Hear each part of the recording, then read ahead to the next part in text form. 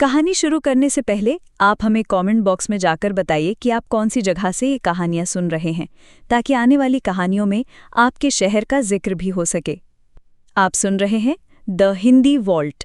हिमाचल के शांत तारों भरे आसमान के नीचे कसौल की ठंडी हवा में देवदार के पेड़ों की खुशबू घुली हुई थी। रात के 3 बजे का सन्नाटा ऐसा था कि अगर हवा का एक झोंका भी आए तो उसकी आवाज़ साफ सुनाई दे। अपने छोटे से घर में दिनेश अपनी पत्नी और 3 साल की बेटी के साथ गहरी नींद में सोया हुआ था। दिन भर की थकान ने उसे पूरी तरह से थका दिया था। इसी बीच उसके फ़ोन की तीखी रिंगटोन ने सन्नाटे को तोड़ दिया। वो करवट बदलते हुए उठा, आंखें मसलते हुए उसने फ़ोन उठाया। स्क्रीन पर एक अनजान नंबर दिख रहा था। हेलो, दिनेश की आवाज़ में नींद और थकान दोनों थी। दूसरी तरफ से घबराई हुई सी आवाज़ आई। हेलो दिनेश जी, हम कोलकाता से हैं। यहाँ पहुँचे तो पता चला कि हमारा टैक्सी ड्राइवर कहीं और चला गया है। हमें जल्दी यहाँ से निकलना है। आप हमें पिक कर सकते हैं क्या? दिनेश की नींद तुरंत गायब हो गई। उसने घड़ी देखी, 3:05। उसके चेहरे पर हल्की झुंझलाहट आई, क्योंकि इस तरह की अचानक बुकिंग अक्सर परेशान कर देती थी। लेकिन उसकी बेटी के खिलौने, पत्नी की दवाइयाँ और घर के खर्चों का ख्याल आते ही उसकी झुंझलाहट जिम्मेदारी में बदल गई। उसने गहरी सांस ली। दिनेश ने गहरी सांस ली और फ़ोन नीचे रखकर अपनी पत्नी को देखा, जो उसकी तरफ सवाविया नज़रों से देख रही थी। अभी किसका कॉल आ गया जी? उसकी पत्नी ने धीरे से पूछा। दिनेश ने बिस्तर पर बैठते हुए बताया, कोलकाता से कुछ मेहमान आए हैं। उनका ड्राइवर छोड़ गया उन्हें। अभी सुबह के 3 बजे हैं और वो रास्ते में फंसे हुए हैं। मुझे जाना पड़ेगा। पत्नी के माथे पर चिंता की लकीरें उभर आईं। इतने वक्त, इतनी सुबह सुबह, क्या जुबिन या राहुल नहीं जा सकते?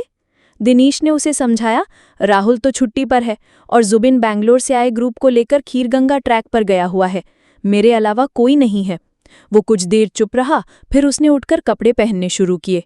उसकी पत्नी को पता था कि दिनेश के लिए काम कितना ज़रूरी था, खासकर जब परिवार की ज़रूरतों का सवाल हो। वो बस इतना ही कह पाई, ध्यान से जाइएगा जी। दिनेश ने मुस्कुराकर उसकी तरफ देखा। चिंता मत करो, मैं जल्दी लौट आऊंगा। दिनेश की टैक्सी कसौल की घुमावदार सड़कों से होते हुए मणिकर्ण पहुंची। रात का अंधेरा अब सुबह की पहली धुंध में बदल रहा था।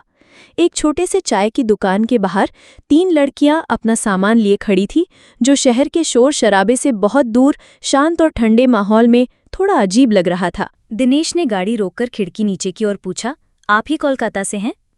एक लड़की, जिसने अपनी जैकेट को कंधे पर लपेटा हुआ था, मुस्कुराई। जी, आप दिनेश हैं? दिनेश ने सिर हिलाया और गाड़ी से उतरकर उनके पास गया। हाँ, आप लोगों को यहाँ बहुत परेशानी हुई होगी। दूसरी लड़की ने कहा, हाँ थोड़ी सी, पर आप आ गए यही बहुत है। एक दूसरे का परिचय हुआ।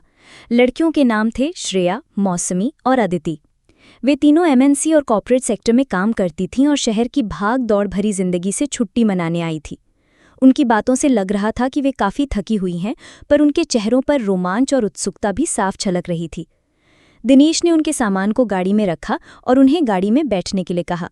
सोचकर दिनेश ने उन्हें बताया कि उसे कसोल से 20 किलोमीटर दूर एक शांत जगह पर एक दोस्त का गेस्ट हाउस पता है। वहाँ का माहौल बहुत अच्छा है, आप लोगों को पसंद आएगा। तीनों लड़कियां एक दूसरे को देखकर मुस्कुराईं। श्रेया ने कहा, ये तो बहुत बढ़िया रहेगा, हमें बस शोर शराबे से दूर सुकून चाहिए। वे राजी हो गईं और दिनेश ने गाड़ी उस दिशा में मोड़ दी।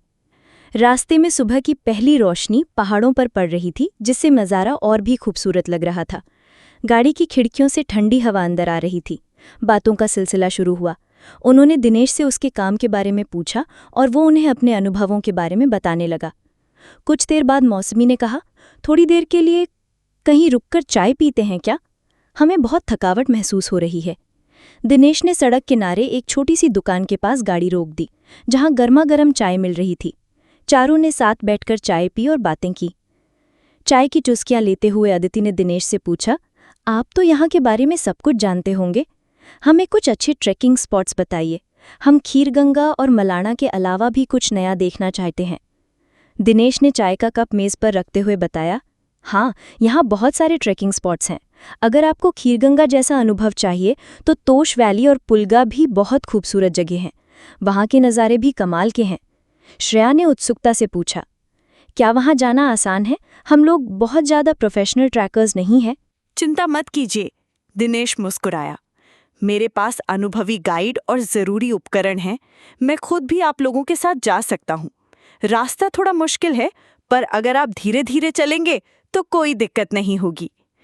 मौसमी ने कहा, ये तो बहुत अच्छी बात है। लगता है हमारा फैसला सही था कि हम किसी लोकल गाइड के साथ चलें। दिनेश उनकी बातों को सुन रहा था और मन ही मन सोच रहा था कि ये लड़कियां भले ही कॉर्पोरेट वर्ल्ड से आई हैं, पर उनमें पहाड़ों को जानने की सच्ची उत्सुकता है। दोनों, दिनेश और लड़कियां गेस्ट हाउस पहुंच गए। सुबह की पहली किरणें पहाड़ों पर पड़ रही थी और हवा में ताजगी थी। दिनेश ने उन्हें गेस्ट हाउस दिखाया और कहा, आप लोग अभी आराम कर लीजिए। दिन में मैं आप लोगों को आसपास की कुछ लोकल जगहें दिखाऊंगा। लड़कियां दिनेश की बात मान गई और आराम करने चली गईं। कुछ घंटे बाद जब वे सब ताज़ा होकर बाहर आईं, तो दिनेश उन्हें कसौल और उसके आसपास के गांव की सैर पर ले गया। उन्होंने वहां के छोटे छोटे कैफे और रंग बिरंगी दुकानें देखीं। दिनेश ने उन्हें अपने एक दोस्त के घर ले जाकर लोकल हिमाचली खाना सिड्डू और छाग गोश्त भी चखाया। सिड्डू का स्वाद और छाग गोश्त की खुशबू से वे तीनों बेहद खुश हुईं। खाने के बाद उन्होंने एक नदी के किनारे बैठकर कुछ देर बातें की। उन्होंने दिनेश से पूछा कि क्या उसे अपने काम से खुशी मिलती है या वो मजबूरी में ये काम कर रहा है। दिनेश ने मुस्कुराते हुए उनकी बात काटी। मैडम जी, अपनी कहानी तो मैं आपको ट्रैकिंग के रास्ते में सुनाऊंगा। अभी आप आराम से इस खूबसूरती का मजा लीजिए। उसने आगे जोड़ा, मेरा एक गाइड राहुल छुट्टी पर गया है और वो अभी लौट नहीं सकता, इसलिए आपके टूर का गाइड इस बार मैं ही हूँ। दिनेश की बात सुनकर लड़कियां थोड़ी हैरान हुई, लेकिन उनके चेहरों पर विश्वास की एक झलक थी। उन्हें ये देखकर अच्छा लगा कि दिनेश अपने काम को लेकर इतना गंभीर और समर्पित था। रात ढल चुकी थी। खाने के बाद सभी लोग आराम कर रहे थे। दिनेश ने अपने घर फोन लगाया। हेलो, उसने अपनी पत्नी से पूछा, सब ठीक है ना? उसकी पत्नी की आवाज में थोड़ी थकावट थी। हाँ, सब ठीक है जी, बस बिटिया को थोड़ी खांसी हो रही थी और माँ को दीदी के घर भी जाना था। तुम चिंता मत करो, दिनेश ने कहा। ये टूर 5 दिनों का है। जुबिन कल आ जाएगा। मैं उसे बता दूंगा, तुम बिटिया को चेकअप के लिए उसके साथ चली जाना और दीदी के घर हम सब अगले हफ्ते जाएंगे एक साथ। फोन रखने के बाद दिनेश ने गहरी सांस ली। वो जानता था कि परिवार से दूर रहना आसान नहीं था, पर यही उसका कर्तव्य था। अपनी पत्नी और बेटी के बारे में सोचकर उसके चेहरे पर एक हल्की सी मुस्कान आई और वो भी जल्दी ही सो गया। अगली सुबह जब सूरज की सुनहरी किरणें पहाड़ों पर पड़ रही थी, तो एक नई ऊर्जा पूरे माहौल में थी। कोलकाता से आए मेहमान पूरी तरह से तैयार होकर जोश से भरी हुई थी। नाश्ता करने के बाद वे सब दिनेश के साथ टोश वैली के लिए निकल पड़े थे। घुमावदार सड़कों से होते हुए दिनेश उन्हें लेकर सीधे टोश पहुंचा। ये जगह अपनी अलग ही सुंदरता के लिए जानी जाती है। टोश पहुंचते ही दिनेश ने गाड़ी रोक दी। चारों तरफ बर्फ से ढकी ऊंची ऊंची चोटियां और उनके बीच बसा हुआ ये छोटा सा गांव, ये किसी तस्वीर से कम नहीं लग रहा था। दिनेश ने उन्हें बताया, टोश पार्वती घाटी का आखिरी गांव है और ये समुद्र तल से करीब 2400 मीटर की ऊंचाई पर है। उसने आगे जोड़ा, यहाँ की पहचान यहाँ के लकड़ी के बने पुराने घर हैं, जो यहाँ की लोकल वास्तुकला का बेहतरीन नमूना है। टोश अपने शांत माहौल और हिप्पी कल्चर के लिए भी जाना जाता है। यहाँ आप शहर की भागदौड़ से दूर प्रकृति की गोद में सुकून महसूस कर सकते हैं। इसके अलावा यहाँ की खासियत ये भी है कि यहाँ से खीरगंगा और सरपास जैसे कई ट्रैक शुरू होते हैं। अदिति ने पूछा, यहाँ सेब के बागान भी हैं क्या? दिनेश ने मुस्कुराते हुए कहा, हाँ, यहाँ सेब के बागानों से लोगों को बहुत आमदनी होती है। ये सुनते ही तीनों लड़कियां उत्साहित हो गईं और उन्होंने दिनेश से गांव घूमने के लिए कहा। टोश गांव की संकरी गलियों में चलते हुए वे तीनों लड़कियां लकड़ी के पुराने घरों और सेब के बागानों को देखकर हैरान थीं। उन्होंने कई विदेशी यात्रियों को भी देखा जो वहां के शांत माहौल में डूबे हुए थे। दिनेश उन्हें गांव के ऊपरी हिस्से की ओर ले गया, जहां से पूरी टोश घाटी का एक शानदार नज़ारा दिखता था। जैसे ही वे एक तीखी चढ़ाई पर पहुंचे, श्रेया की नज़र एक छोटी सी नदी की धारा पर पड़ी जो पहाड़ों से बहती हुई आ रही थी। वो उत्साहित होकर उसकी तरफ भागने लगी। दिनेश जी, देखिए कितना सुंदर है, उसने मुड़कर कहा, लेकिन दिनेश और बाकी दोनों लड़कियां उससे कुछ दूरी पर थीं। अगले ही पल मौसमी और अदिति ने देखा कि श्रेया ने अपने पैर का संतुलन खो दिया और एक फिसलन भरी चट्टान पर गिर गई। उसके मुंह से हल्की सी चीख निकली। दिनेश तुरंत उसके पास भागा। उसके चेहरे पर चिंता की लकीरें साफ थीं, लेकिन वो घबराया नहीं। दिनेश तुरंत भागा और उसने श्रेया को सहारा देकर उठाया। मैडम जी, ध्यान से, उसने कहा। पहाड़ी रास्तों में, खासकर पानी वाली जगहों पर फिसलन बहुत ज्यादा होती है। अगली बार कहीं भी जाने से पहले एक बार देख जरूर लेना। श्रेया ने दिनेश को धन्यवाद दिया। उसे कोई गंभीर चोट नहीं लगी थी, बस थोड़ी सी घबराहट हुई थी। सबने थोड़ा आराम किया और फिर वे तोश घाटी की खूबसूरती को देखते हुए आगे बढ़ गए। पहाड़ों के पगडंडियों पर चलते हुए सूरज धीरे धीरे ढल रहा था। आखिरकार वे तोश वैली के एक छोटे से गांव में पहुंच गए। यहाँ दिनेश की जान पहचान के एक परिवार रहता था, जिन्होंने उनके ठहरने का इंतजाम किया हुआ था। गांव के बीचों बीच एक छोटी सी जगह पर बॉनफायर जल रही थी, जिसकी हल्की रोशनी चारों ओर फैल रही थी। ठंडी हवा में लकड़ी के जलने की खुशबू और दूर से आती हुई किसी पहाड़ी गाने की धीमी आवाज़ माहौल को और भी सुकून भरा बना रही थी। जिस घर में उनके ठहरने का इंतजाम था, उसके किचन से स्वादिष्ट खाने की महक आ रही थी। तीनों लड़कियां और दिनेश आग के पास बैठ गए और थकान मिटाने लगे। जब बॉनफायर के पास सब शांत हो गए, तो मौसमी ने दिनेश की ओर देखते हुए कहा, दिनेश जी, आपने बोला था कि आप अपने काम के बारे में हमें ट्रैक पर बताएंगे, तो मुझे लगता है कि यही सही समय है। मौसमी की बात सुनकर दिनेश ने गहरी सांस ली और आग की लपटों को देखने लगा। मैडम जी, मैं तो एक आम सा मिडिल क्लास लड़का हूँ। जब मैं स्कूल में था तभी मेरे बाबा का देहांत हो गया था। वो फौज में थे। उसने आगे बताया, उसके बाद मेरी माँ ने ही मुझे और मेरी बड़ी बहन को पाल पोस कर बड़ा किया।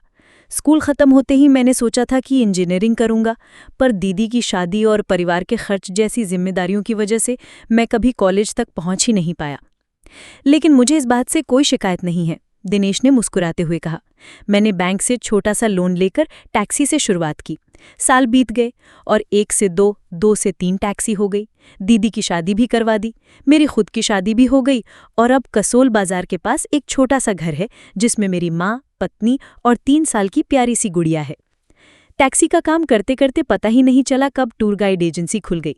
मैं बस काम करता रहा और सब धीरे धीरे होता रहा। उसकी कहानी सुनकर मौसमी, श्रेया और अदिति चुप हो गई। उन्हें समझ आ गया था कि दिनेश की मुस्कान के पीछे कितनी मेहनत और त्याग छिपा हुआ था। मौसमी ने आपके पास बैठे हुए कहा, दिनेश जी, आपका काम तो काफ़ी मेहनत भरा है। आपको परेशानियां नहीं आती क्योंकि आप अलग अलग तरह के लोगों से मिलते हैं? कोई ऐसा किस्सा हो तो बताइए ना। दिनेश ने पानी का एक घूंट भरा और मुस्कुराते हुए कहा, किस्से तो बहुत है मैडम जी, हर नया चेहरा एक नई कहानी लेकर आता है। उसने आग की तरफ देखते हुए एक पुराने किस्से को याद किया। एक बार की बात है, एक अजीब सा ग्रुप आया था। उनमें से एक लड़का ड्रग्स का आदी था। उसको ट्रैक पे चलते वक्त हमेशा कुछ नशा चाहिए होता था। एक दिन जब हम खीर गंगा के रास्ते पर थे, उसने दोस्तों को छोड़कर जंगल में भागने की कोशिश की। मैं और उसके दोस्तों ने मिलकर उसे रोका। उसकी हालत इतनी खराब थी कि हमें उसे वापस लाना पड़ा। उस दिन मुझे एहसास हुआ कि लोगों को सिर्फ गाइड नहीं, बल्कि एक दोस्त और साथी की भी जरूरत होती है। मौसमी, श्रेया और अदिति इस किस्से को सुनकर दिनेश की तरफ देखने लगे। उन्हें समझ आ गया था कि उसका काम सिर्फ रास्ता दिखाना नहीं था, बल्कि लोगों की जिंदगी को भी संभालना था। दिनेश ने एक और लंबी सांस ली और अपनी यादों के पन्ने पलटने लगा। एक बार कुछ साल पहले एक बहुत अमीर परिवार आया था घूमने। पूरी फैमिली थी, बच्चे, बड़े बूढ़े, सब। मैंने अपनी तरफ से कोई कमी नहीं रखी थी। उनके खाने पीने, रहने का हर इंतजाम अच्छे से किया था। दिनेश की आवाज़ में हल्की सी निराशा आई। लेकिन जब आखिर में पैसे देने की बारी आई तो उन्होंने खूब नखरे किए। छोटी छोटी कमियां निकालने लगे, जैसे होटल का कमरा थोड़ा छोटा था या खाने में थोड़ी मिर्च ज़्यादा थी। उन्हें शायद अंदाज़ा नहीं था कि पहाड़ों में चीज़ें थोड़ी महंगी होती हैं। यहाँ सुविधाएं पहुँचाना कितना मुश्किल होता है। लोग यहाँ कुछ दिनों के लिए घूमने आते हैं, बस मज़ा करते हैं और चले जाते हैं। पर यहाँ रोज़मर्रा की ज़िंदगी जीना कितना मुश्किल है, ये शायद उन्हें समझ नहीं आता। उसने थोड़ा रुककर कहा, एक टूरिज़्म ही तो है जिसकी वजह से मेरे जैसे लोग अपने परिवार के नज़दीक रहते हुए कुछ थोड़ी बहुत कमाई कर पाते हैं, वरना यहाँ रोज़गार के ज़्यादा मौके भी तो नहीं हैं। खैर, हर कोई बुरा नहीं होता। दिनेश ने तुरंत बात बदलते हुए कहा और मुस्कुराया। बुरे लोगों से ज़्यादा तो मुझे अच्छे लोग मिलते हैं। आप लोग खुद को ही देख लीजिए। उसकी बात सुनकर तीनों लड़कियां भी मुस्कुरा दी। उन्हें दिनेश की ईमानदारी और खुले दिल की बातें अच्छी लग रही थीं। अगले दिन सुबह बारिश रुक चुकी थी। सभी लोग नाश्ता करने के बाद अपना सामान पैक करके तोश वैली के खेतों और रास्तों से होते हुए गाड़ी तक पहुंचे। गाड़ी में बैठकर दिनेश उन्हें वापस कसोल की ओर ले चला। आज का प्लान कसोल घूमना था, वहां की बाजार, खास जगहें और शाम को एक खास कॉटेज में ठहरना। उन्होंने दिन भर कसोल को एक्सप्लोर किया। उन्होंने बाजार में घूमकर छोटे छोटे तोहफे खरीदे और वहां के मशहूर रेस्टोरेंट्स में खाना खाया। शाम ढलके तक वे थक चुके थे। दिनेश उन्हें उस खूबसूरत कॉटेज तक ले गया जहां उन्होंने रहने का इंतजाम किया था। कॉटेज में ड्रॉप करते हुए दिनेश ने कहा, आप लोग आराम कीजिए मैडम, कल हम यहाँ से कुल्लू के लिए निकलेंगे। शाम ढल चुकी थी और कसोल की बाजार में भी सन्नाटा छाने लगा था। दिनेश ने मेहमानों को कॉटेज में ड्रॉप किया और अपनी गाड़ी का रुख अपनी एजेंसी के ऑफिस की तरफ मोड़ दिया। उसे पता था कि कल सुबह कुल्लू के लिए जल्दी निकलना होगा, इसलिए घर जाकर परिवार को परेशान करने के बजाय ऑफिस में ही सोना बेहतर होगा। उसने अपने छोटे से ऑफिस का दरवाज़ा खोला। रात के अंधेरे में भी उसकी मेज़ पर रखे नक्शे और कागजात उसकी ज़िंदगी की कहानी कह रहे थे। वो अपनी मेज़ पर सर रखकर सोने की कोशिश करने लगा। उसका मन घर और अपने परिवार के पास था, लेकिन वो जानता था कि यही काम है जो उसे अपने परिवार के करीब रखता है। अगली सुबह जब दिनेश कॉटेज पहुंचा तो वहां का माहौल थोड़ा गंभीर था। श्रेया ने उसे देखकर बताया कि मौसमी के पापा कल शाम फिसलकर गिर गए हैं और उन्हें अस्पताल में भर्ती किया गया है, इसलिए उन्हें अपना टूर बीच में ही छोड़ना पड़ रहा है। उन्हें आज ही चंडीगढ़ के लिए निकलना होगा ताकि वे शाम के फ्लाइट से कोलकाता जा सके। इसके बाद श्रेया ने दिनेश से हिसाब मांगा ताकि वो उसके पैसे चुका सके। दिनेश ने शांत होकर कहा, मैडम आप चिंता ना करें, मैं जुबिन को आप लोगों को नज़दीकी रेलवे स्टेशन तक ड्रॉप करने के लिए भेज देता हूँ, बिल भी मैं उसी के हाथों भिजवा दूंगा। इतना कहकर दिनेश वहां से चला गया। वो जानता था कि इस समय उन लोगों को मानसिक सहारे की ज्यादा जरूरत थी। कुछ देर बाद, जैसा कि दिनेश ने कहा था, जुबिन एक टैक्सी लेकर आ गया। सभी लोग अपना सामान लेकर गाड़ी में बैठे और रेलवे स्टेशन की ओर निकल पड़े। इस तरह दिनेश का ये टूर बिना कुल्लू गए ही खत्म हो गया। वो समझ गया था कि जिंदगी में सब कुछ हमारे प्लान के हिसाब से नहीं होता है। खिड़की के बाहर रुई जैसे तैरते बादलों को देखते हुए श्रेया की आंखें नम हो गईं। ये ट्रिप, जो इतनी उम्मीदों और रोमांस से भरी शुरू हुई थी, अचानक ही एक दुखद मोड़ ले गई। मौसमी के पापा की खबर ने सब कुछ बदल दिया था। ट्रेन की खिड़की से गुजरते हुए धुंधले नज़ारे उसकी यादों में दिनेश की छवि को और गहरा कर रहे थे। वो दिनेश जो अनजान होते हुए भी पल भर में अपना सा बन गया था। सुबह 3 बजे की उस अनिश्चित कॉल से लेकर तोश की बर्फीली हवाओं तक दिनेश हमेशा उनके साथ रहा। उसने सिर्फ एक गाइड का फर्ज ही नहीं निभाया, बल्कि एक दोस्त और एक मददगार की तरह उनकी परवाह की। श्रेया को याद आया कैसे उसने अपनी आप बीती सुनाई थी। बचपन में पिता को खोना, परिवार की जिम्मेदारियां और फिर मजबूरी में इस पेशे को अपनाना। उसकी हर बात में मेहनत और ईमानदारी झलकती थी। उस अमीर परिवार का किस्सा याद करके श्रेया को दुख हुआ कि लोग अक्सर उनकी मेहनत और मुश्किलों को नहीं समझते। आज जब उन्हें अचानक लौटना पड़ा तो दिनेश ने बिना किसी सवाल के तुरंत मदद की। बिल की चिंता किए बिना उसने उन्हें सुरक्षित रेलवे स्टेशन पहुंचाने का इंतजाम किया। उसकी सादगी और मदद करने का भाव श्रेया के दिल को छू गया था। ये सच है कि उनकी ये यात्रा अधूरी रह गई, पर इस छोटे से सफ़र में श्रेया ने बहुत कुछ सीखा था। उसने देखा था कि कैसे पहाड़ों में जिंदगी मुश्किल होती है और कैसे दिनेश जैसे लोग अपनी मेहनत और ईमानदारी से अपने परिवार का सहारा बनते हैं। खिड़की से बाहर झांकते हुए श्रेया ने एक गहरी सांस ली। ये बादल, जो कभी इतने खूबसूरत लग रहे थे, अब विदाई का संदेश दे रहे थे। उसने मन ही मन दिनेश को धन्यवाद दिया। वो जानती थी कि कसोल की उन वादियों ने एक नेक दिल इंसान आज भी अपनी मेहनत और सच्चाई से जिंदगी जी रहा है, और शायद यही असली खजाना है। पहाड़ों की सुंदरता के साथ साथ वहाँ के लोगों का दिल भी उतना ही विशाल और निर्मल होता है। अगर आपको ये कहानी अच्छी लगी और आप ऐसे ही और भी मज़ेदार किस्से सुनना चाहते हैं तो हमारे चैनल द हिंदी वॉल्ट को सब्सक्राइब ज़रूर करें। यहाँ हम आपके लिए हर हफ्ते नई कहानियाँ और दिलचस्प वीडियो लाते रहते हैं। आपके सपोर्ट से हमें और भी अच्छा काम करने का हौसला मिलेगा।